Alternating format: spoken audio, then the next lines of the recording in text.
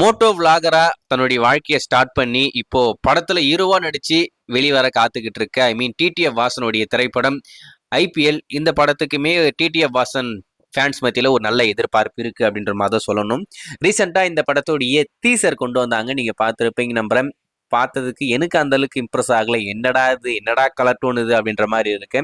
அதாவது இப்போ ரீசெண்டா ஆரியன் படத்துடைய ட்ரைலர் எடுத்துக்கிட்டீங்கன்னா அந்த படத்துடைய கலர் டோனே ஒரு இன்டர்நேஷனல் லெவல்ல இருக்கும். ஆனா இப்போ இந்த படத்துடைய கலர் டோன் எடுத்துக்கிட்டீங்கன்னா 90ஸ்ல ஒரு படம் எடுத்தா எப்படி இருக்குமோ அப்படிதான் இருக்கு. அது மட்டும் இல்லாம இந்த டிவி சீரியல்லாம் ஒரு கலர் டோன்ல பண்ணியிருப்பாங்க, எல்லாமே ரொம்பவே ஹை லெவல்ல இருக்கும். அதே மாதிரி தான் பண்ணி வச்சிருக்காங்க. கலர் டோனை இன்னமும் ப்ரொஃபஷனலா மாத்தினா இந்த படத்துடைய குவாலிட்டி நல்லா இருக்கும் அப்படின்ற மாதிரி நான் எதிர்பார்க்கிறேன். இந்த ஐபிஎல் திரைப்படத்தை இப்போதைக்கு நவம்பர் எண்டு இல்லைனாக்கா டிசம்பர் மாதம் தேட்டருக்கு கொண்டு போகலாம் அப்படின்ற மாதிரி ஒர்க் பண்ணிக்கிட்டு இருக்காங்க.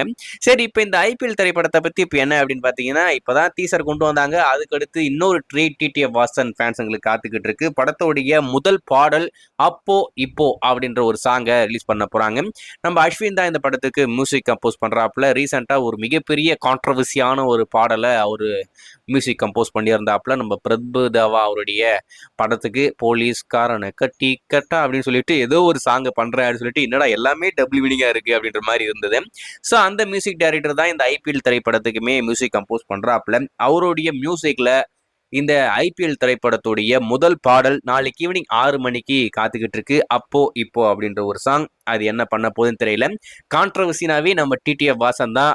அதிவேகமாக சைக்கிளை இலக்கி அதிவேகமாக சைக்கிளை ரேஸ் கொண்டு வந்து மக்களுக்கு இடையூறு செய்த டிடிஎஃப் வாசனின் சைக்கிளை பறிமுதல் செய்யப்பட்டது அப்படின்ற மாதிரி நிறைய நியூஸ் நம்ம பார்த்துருப்போம். அந்த மாதிரி கான்ட்ரவர்சியெல்லாம் வேண்டாம்னு சொல்லிட்டு டீசெண்டாக ஒரு பாட்டு வெயிட் பண்ணி பார்ப்போம். நாளைக்கு ஈவினிங் 6 மணிக்கு எப்படி இருக்கு அப்படின்னு சொல்லிட்டு